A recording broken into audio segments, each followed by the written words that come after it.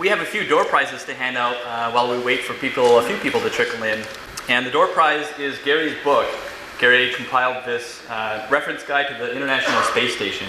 And it really is quite a nice book, filled with a lot of graphics and pictures from the space station and the current design and build up each stage at a time. So welcome to the Space Center lecture series. We're glad that all of you could make it, and again, hopefully you made it to this room okay. This is a lecture series, a grassroots lecture series started by Gary and I, and we're fortunate enough to have UHCL, aiaa, and the Ad-Astra Rocket Company as co-sponsors for this event and our previous events as well. In the future, we hope to have a talk in March by Duncan Jones, who actually is the son of David Bowie, the rock star. And Duncan Jones has produced this film called Moon. It's an independent film that stars Sam Rockwell. And it's about a guy that goes to the moon to mine various resources and that kind of thing. But stay tuned on our website for that. We're excited about that. But tonight I'd like to introduce Views from Space. And Gary Kitmacher has produced this. Gary's been here at JSC for almost 30 years. Pretty much as long as I've been alive. He brings a huge amount of experience to this talk, and Gary tells me that this is a talk that's kind of 30 years in the making. For those of you that don't know Gary, he's well known for his work with the soft stowage system, CTBs, on every space shuttle flight since STS-71. The COS computer first used on Mir, the Parodi lab module, center of the US operations on Mir, and the ISS Cupola, which is a window module for the space station. And he's been active in developing the nodes and racks developed while he served as the station's manned systems architecture in the 80s. His Emmy Award nominated book, The Reference Guide to the International Space Station, is in the third printing, and I'm glad that we had enough to hand out as door prizes. His ISS Interactive Web Guide won the Adobe Max Award for the best government website last year. And Gary's had a long interest in the uses of photography for space and has written extensively on this subject for the NASA History Office. Along with Gary's talk, there is 50 years of NASA imagery over in the Bayou building. Okay, without further ado, please welcome Gary Kitmacher.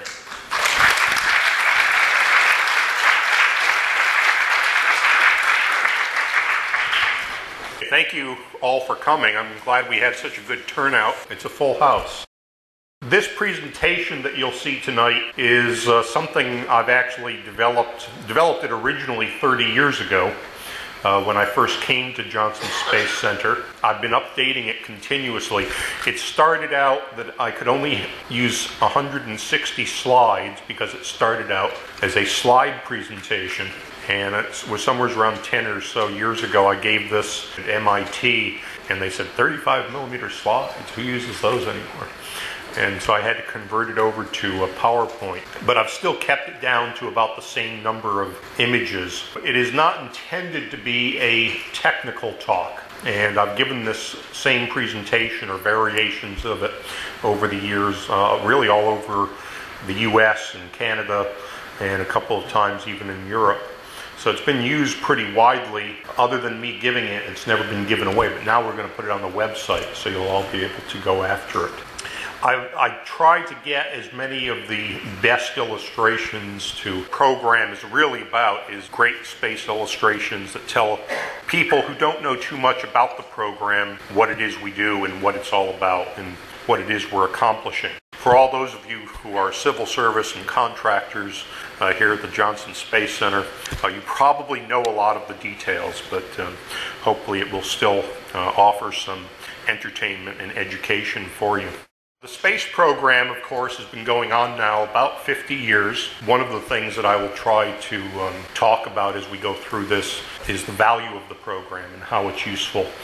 The space program is just one of many different federal programs. There's programs that support the sick and the hungry, but the space program is somewhat different from many of the other programs because there's only one federal program that at its best is reaching for the kind of grandeur and the wonder that in past ages built the great pyramids or the cathedrals of Europe, or sent the wooden ships out into unknown waters. And over the centuries, the dream to fly into space, once we knew there was space, once we knew about planets, and the dream to reach beyond the Earth, to go to the moon, and even the planets were just considered dreams. But then just a little over 100 years ago, the Wright brothers flew for the first time, and once we figured out that you can actually fly, it was only a matter of time that we would make it up into space. And so flight beyond our world became a goal. And if we could build the machine that could take us to the moon, it was only a matter of time before we did it. One of the great things about the space program is that it is so photogenic. It offers us an escape, literally. Someone mentioned earlier that, no matter how long you've been doing this, no matter how long you look at the pictures, they're still great to look at. You still learn a lot. Photography really allows us to become the vicarious explorers, even if we aren't going there ourselves. So tonight we're going to take a look at the views from space, of the moon, of the Earth, of the planets and beyond. And we'll travel in space with our astronauts, and we'll take a look at some of the achievements as well as the costs, and perhaps the future as well. We stand on the threshold of a great new age of exploration, and the ultimate destination, the furthest reaches of the universe, and the goal, the innermost secrets of the cosmos, the key to the very creation of that universe. Almost unthinkable, but only a few short years ago, within the lifetimes of many of us here, it seemed impossible that we could ever orbit around the moon or land on it, and yet many of us witnessed that. What is in the heavens, and who is in the heavens? For 1,000 millennia, man could not hope to know, because he was imprisoned in a tiny dot on a distant edge of a minor galaxy in a universe of unknown vastness. Now, we've sent our machines to most of the worlds of our solar system, the larger planets, and we've seen them close up. We've studied the universe with views never before available. We've seen these worlds in their starkness, but there was one heavenly body that man had never seen before in all of its majesty, because he had never left it, the Earth. In 1961, President John Kennedy vowed to launch a man to the moon and return him safely long before it was known to be possible.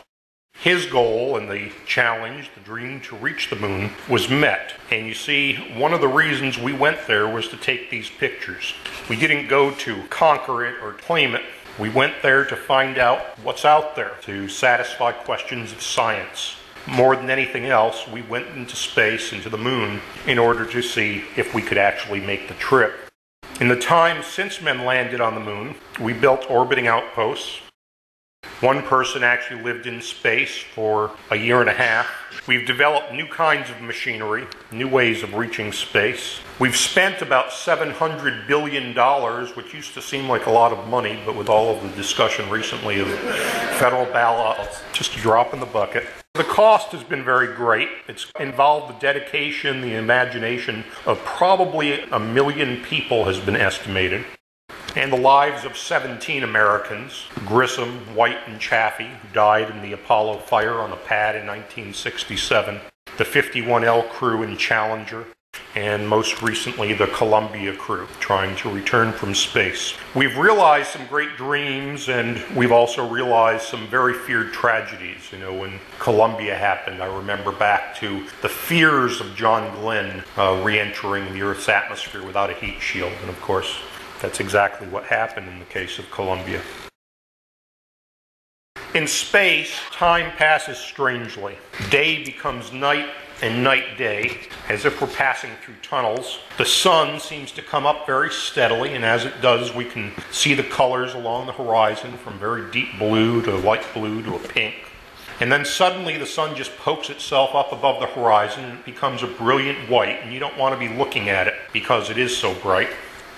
In space, our earthbound concepts of movement have very little meaning. Not only time and night and day, but even up and down as we pitch, roll, and yaw. And although the scenes are beautiful, you have to remember it's very dangerous out there. You can easily forget that it's a vacuum. You're taking a risk when you fly, because if the flask breaks or if the batteries stop working, the electrical system, the rocket engines quit working, you're not going to make it back, and you have time to contemplate that. In the early spacecraft, like the Mercury, quarters were so cramped that you could hardly move at all. Helmets and spacesuits were left on because there was no room. But in the Skylab, we had plenty of room. On the space shuttle, the cabin seems to have expanded because you can use the ceiling in the walls just as you use the floor. And when you first get into orbit and the engines shut down, things feel kind of funny. You unbuckle your seatbelt and suddenly there are things floating everywhere. And inside the space station, we move like swimmers in a sea of weightlessness. Your first feeling of weightlessness is kind of like you're going down a country road at about 60 miles an hour, and the car hits a bump and your stomach goes up in your throat, and you get this great sensation feeling, but then you're back down again. But in space, you never come down. And as we look out the window now, from 170 miles up, the hazardous light-colored reefs of the Bahamas. This is where Columbus searched for the New World in his faith that the earth was round. And past the steep, dark mountains of Haiti, this is where Columbus first touched land in the New World in 1492. And as we continue on our path across the Atlantic, ahead we see the Canary Islands to the left. These were once thought to be the end of the flat world. And up above and to the east, we see the first continent we'll fly over of Africa. Coming over Africa, we look due east now, and we're looking into the Straits of Gibraltar. Gibraltar is the gateway to the Mediterranean Sea, and ahead is, to the left is Spain, and to the right, Africa. We can also see into Portugal and France, Italy in the far distance. And it's fulfilling a dream of Socrates that we who inhabit the earth dwell like frogs at the bottom of a sea, and only if man could rise above the summit of the air could he behold the true earth. It's only 8 miles across the span from Europe to Africa, from northern Morocco to Spain. And now we look back across the lower continent of Europe back towards Spain and Portugal, and you can see the Pyrenees. They reach from the Mediterranean Sea to the Atlantic on the horizon, and the Pyrenees Mountains separate Spain and Portugal from France and the rest of Europe. And now we're flying over Africa and the great sand sea of Libya. From the edge of the Mediterranean springs the true desert, the vast Sahara, and this is almost all of Libya in this view, about 700,000 square miles of North Africa. And for miles and miles, all you can see are the sand dunes and the way that the wind has put these dunes in a perpendicular orientation. And now ahead is the Nile River Delta, and the Nile River off to the right, flowing north. The city of Cairo at the edge of the sea. And now we're over Cairo, and you can see the entire city. History has traveled along these paths. This is where Joseph prophesied the 7 fat years and the 7 lean. And it was from here, at the river's edge, Moses was found, and from here he fled into the Holy Land. And Cleopatra and the pharaohs ruled over the delta. Now as we travel further off to the east, you see the Nile Delta on the northern horizon, and the Nile River can clearly be seen flowing from south and to the left. And to the east, the Sinai Peninsula, the large triangular wedge, the Suez Canal, can clearly be made out, dividing Africa and the Mideast. The Sinai Peninsula is the wedge of desert between Egypt and Africa and the Holy Land. This was the wilderness where the Israelites wandered for 40 years, and it was from here Joseph and Mary took flight into Egypt with the infant Jesus. And now we've backed off. We're up 1,000 miles away. You can see all of the Mideast in one panoramic view. Egypt on the left, the Sinai in the center. To the right, Israel, Jordan, Syria, Lebanon, Turkey, and Cyprus. And along the Red Sea, that cuts across the center of this picture, Africa is below and to the left, and Arabia to the top. Once, in a small spot along the coast, was the kingdom of Sheba, whose legendary queen traveled for months northward to Jerusalem and to King Solomon. And from space, we see all of her route in a single glance. Time is a river of passing events, wrote Marcus Aurelius, and strong is its current.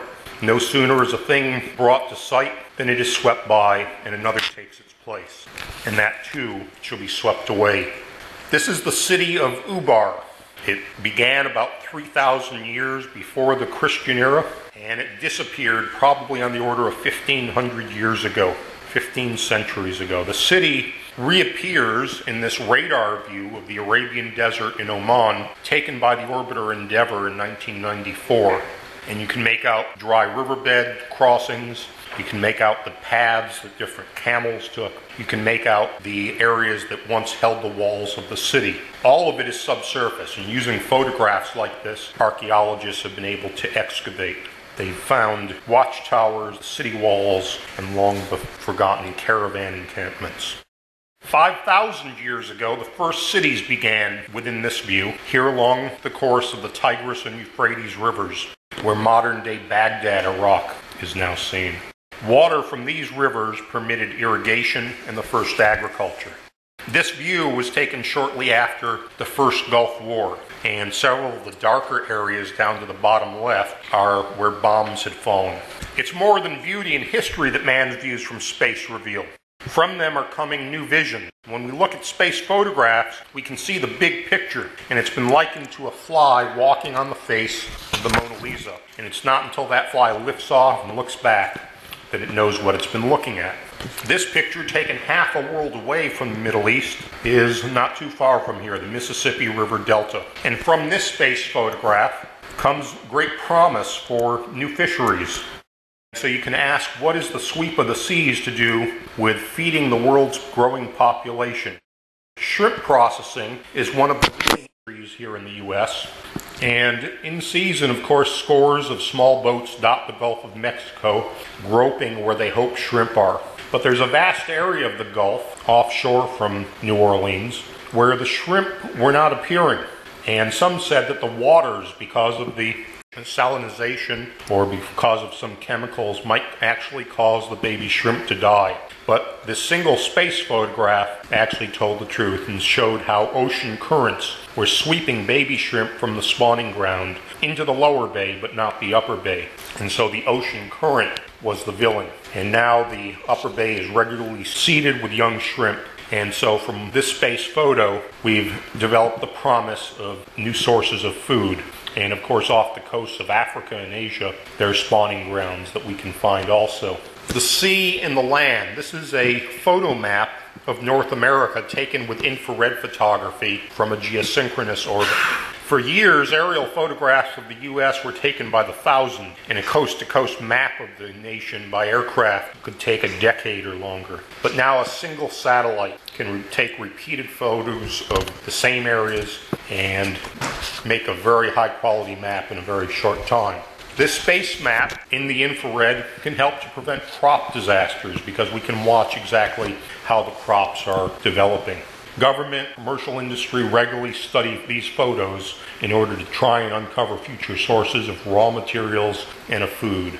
Geologists can create very high-quality maps and identify the different rock types. So photos from space accelerate our discovery of natural resources.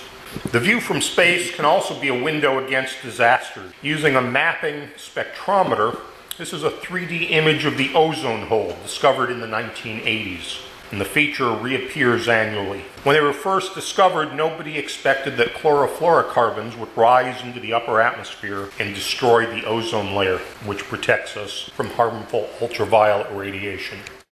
And now we're at the frozen roof of the world, the Himalayas. Tallest mountains on Earth, which for centuries have challenged men's endurance, and yet just about insignificant from space. And we're only about a half an hour away from our starting point in Florida as the spaceman flies, and we're crossing from here into Tibet and then China to the upper right. This is a part of central China, often ravaged by earthquakes and floods and famine. And with space sensing, you can determine the condition of the roads and the railroads, the rivers, the flood areas, the farms, and erosion. And we fly over Beijing, the capital. Major avenues show clearly about 15 million people live in this one view, and in the city center, the square forbidden city with its walls. And we move freely over the China coast, over the Pearl River Delta, the ports of Fuzhou, Yangzhou, Canton in the Pearl River, and Hong Kong's uneven peninsula to the lower right, and Mount Fuji in Japan, the snow-capped 12,000 foot high, and Sagami Bay is just beyond, and Tokyo Harbor is to the left. 8,000 foot deep Suruga Bay with its wondrous sea life is to the right.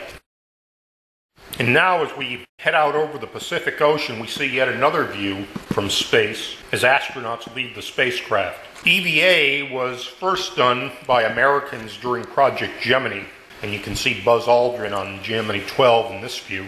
We actually were not the first to do it. The Soviets had been successful with Alexei Leonov going out in early 1965. When you go outside, you would think that as you leave the spacecraft and you leave the hatch to exit, you might want to think of which way is up and down relative to the Earth. But for most astronauts, that's not really true. It's not that important because your attachments, your handholds, everything you're interested in is right there on the spacecraft. And you really don't care where the Earth is unless, of course, you want to take some good pictures. Gemini proved the EVA concept. Here you see Ed White, who was our first spacewalker in 1965. It was very important because on the Apollo missions we knew we'd be getting out of the spacecraft in order to walk. And when you're outside in one of the spacesuits, you're really out there. It's kind of like a fishbowl effect with your head inside. There's no boundaries to what you're seeing. It gives you unlimited visibility. Here's Bruce McCandless on an early space shuttle flight.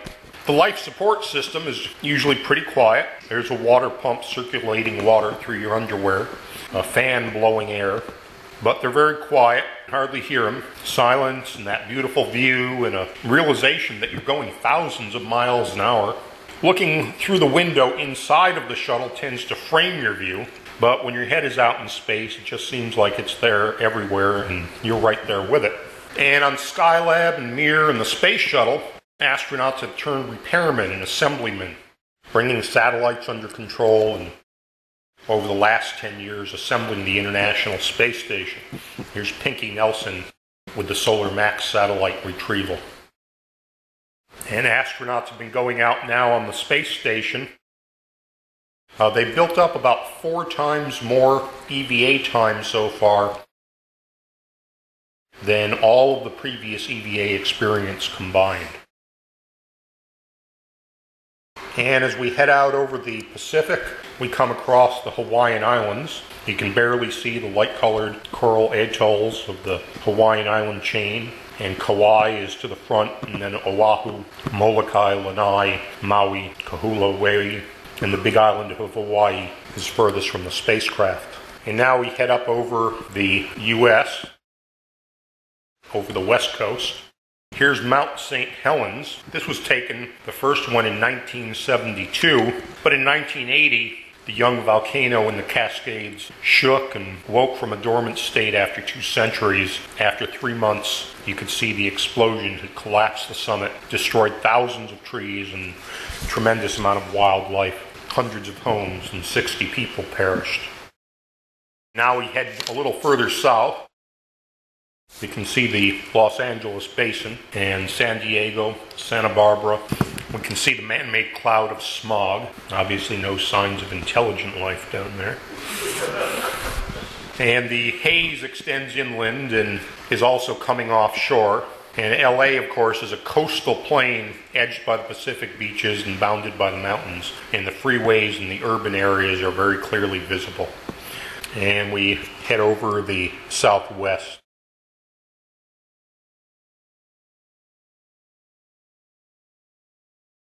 Houston, and back looking at the entire peninsula of Florida. And we pass over Cape Canaveral on our way out to sea again.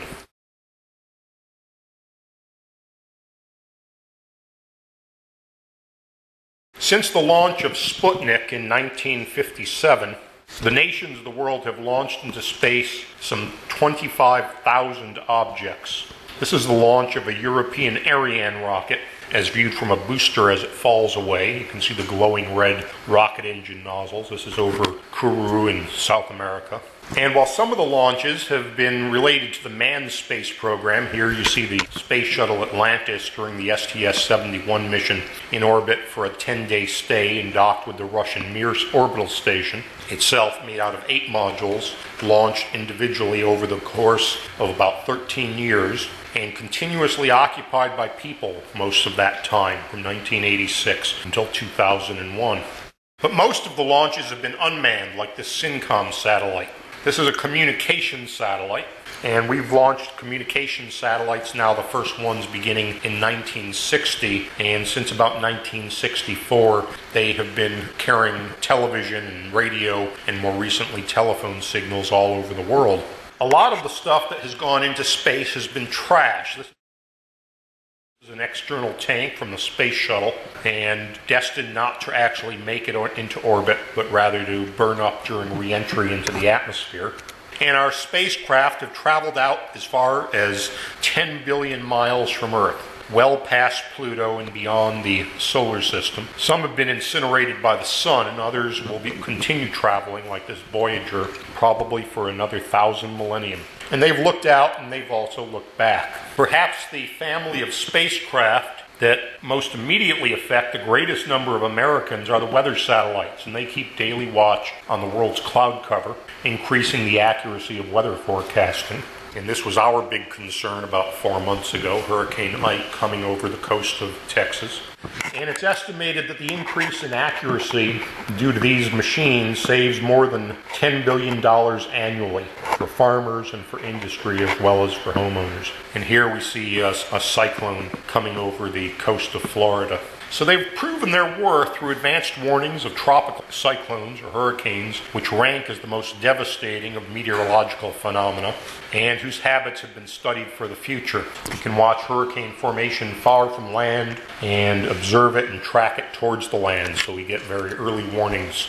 Other space views have helped us to provide security for humans and for the environment. This is Kuwait during the first Gulf War in 1991, while the oil wells were burning. And the Gulf War represented an alarming advance in the ability of humans to make war on the environment. There were 700 oil wells burning at the time this picture was taken, consuming about 8 million barrels of oil a day, 1/3 the U.S. daily supply. And other views have revealed tragedies. This was on 9/11, 2001, and we see from a commercial satellite the collapse of the World Trade Center. A radar image of a massive oil spill off the northwest coast of Spain, reaching from the Atlantic into the harbor of La Coruna. And over Africa, satellites map areas of vegetation, which in turn indicate areas where tsetse flies, carriers of disease, are likely to live. And for malaria, satellite maps of flood-in pastures and scrublands can be used in the same manner. In South America, Bolivia relies mainly on satellite photos to measure the destruction of the Amazon rainforest. This picture, taken in 1975, on the left, shows a farming community on an alluvial lowland adjacent to the Rio Grande River. And then to the right, 2 decades later, the whole area has been settled by Mennonite settlers and the forest is gone. This is the Great Killer Tsunami as it hits Sri Lanka in 2005, seen from about 280 miles up. And even from this height, you get a sense of the wave's power, whirling and swirling whitecaps receding from the shores of Kalutara, rolling back from the streets filled with sand and mud and debris. This was a picture of the moon taken by Gemini 7 in 1965, the only way that it could be seen a few decades ago. But then, in 1968, we left the Earth and traveled to the moon. And when you first start off for the moon, there's not a lot of indication or realization of what's happening, the astronauts say. The computers are counting off the numbers, adding up the velocity, and you can see it, but you really don't feel very much. And then you turn around and you look back, and pretty soon you see the entire globe of the Earth, and it begins to shrink very visibly in the window. And within only a few minutes, you can see the entire disk of the Earth, and soon the entire thing fits within the frame of the spacecraft window. One of the things that's different about a lunar journey is that going around the Earth, when you're in Earth orbit, there's lots of things to look at and see, and the astronauts are always entertained. But on the way to the moon, the most noticeable thing is you look out the window, and unless you're looking in the right direction to see the Earth or the moon or the sun, there's nothing to see. You're in a little room, cruising along, not really understanding what your speed and velocity is.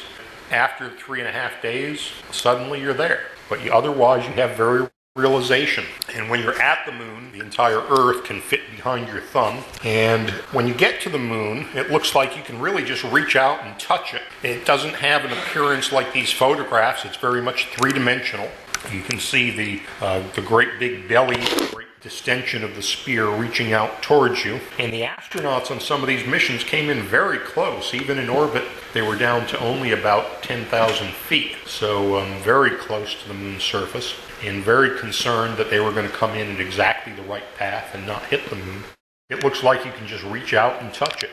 As you land on the moon, when the ship comes to a stop on the moon, there's this sudden realization, the astronauts said, kind of a letdown. They said, we had to get going really fast in order to get here.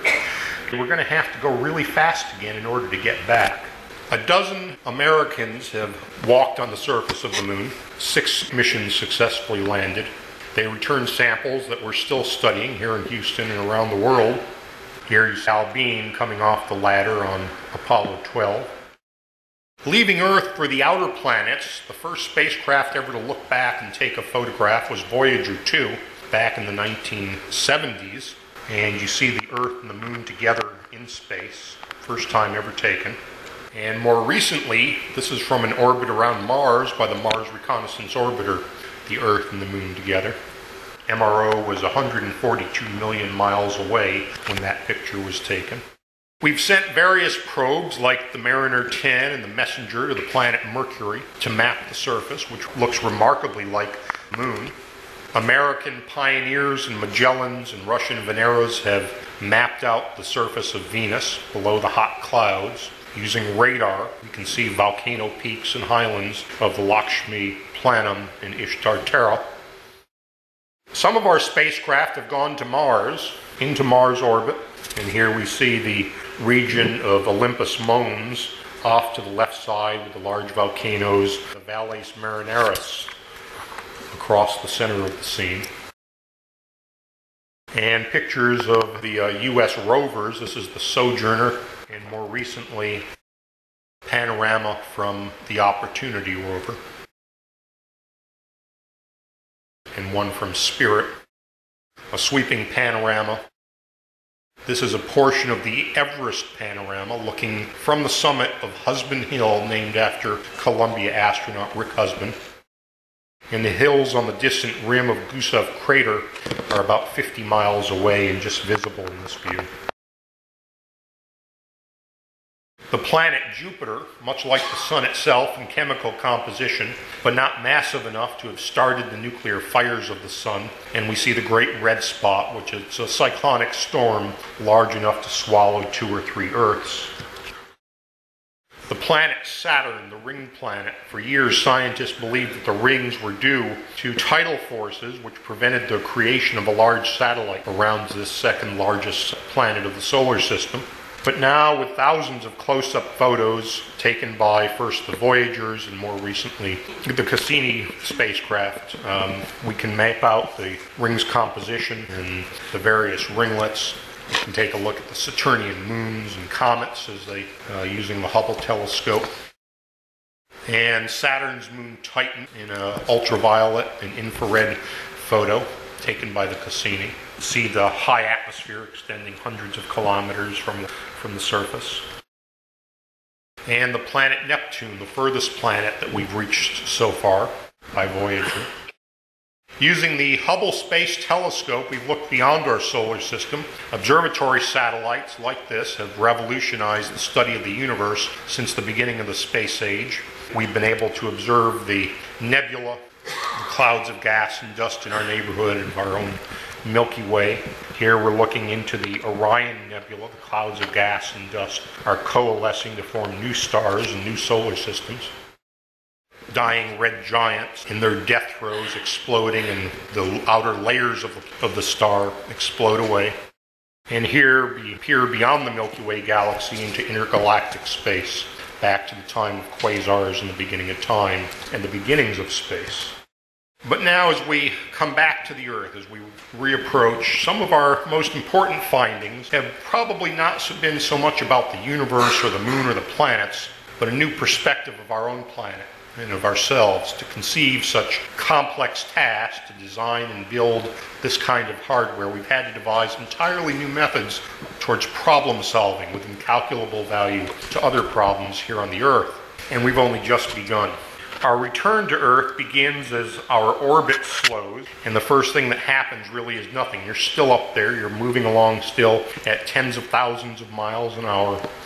But as you start coming in, you begin to see the upper atmosphere glowing in the outside windshield.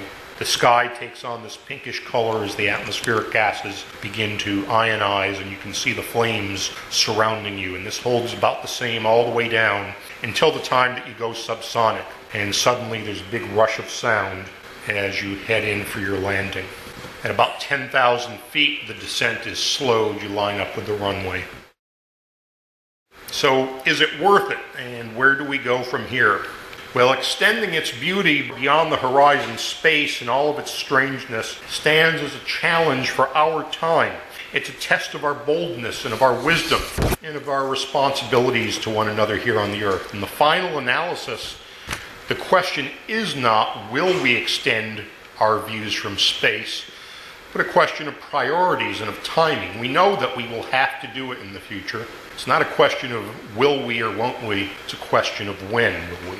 So the path of evolution is now in space as much as it is here on the Earth. We've been there. We've shown that as a species we're willing to go out there, protect ourselves with the right kind of hardware, put a shield of life around us to protect ourselves, but the willingness to go out there is there.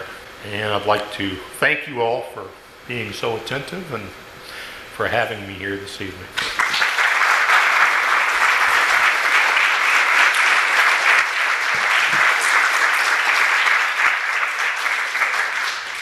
We have some time to take questions if people want to just raise your hand and ask. Yeah, way in the back. Do you think life's out there?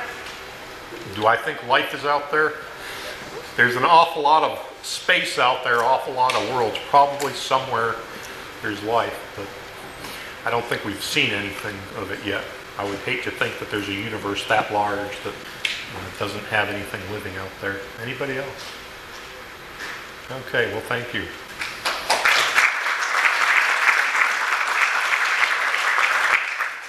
Well, thank you everyone for attending. I'd like to thank our hosts again, the University of Houston Clear Lake, for having us in this lecture hall. University of Houston, the aiaa-Houston section, especially Douglas Yezel and Sarah Schell for their help with setting up this lecture. Gary, I think, will be available for signing his books for those of you that won them during the door prize or the poster, if Gary doesn't mind. Gary's okay with it. And if anyone has any comments, suggestions, or general anger, please feel free to send comments our way. Our emails are both on the website, spacecenterlectureseries.com.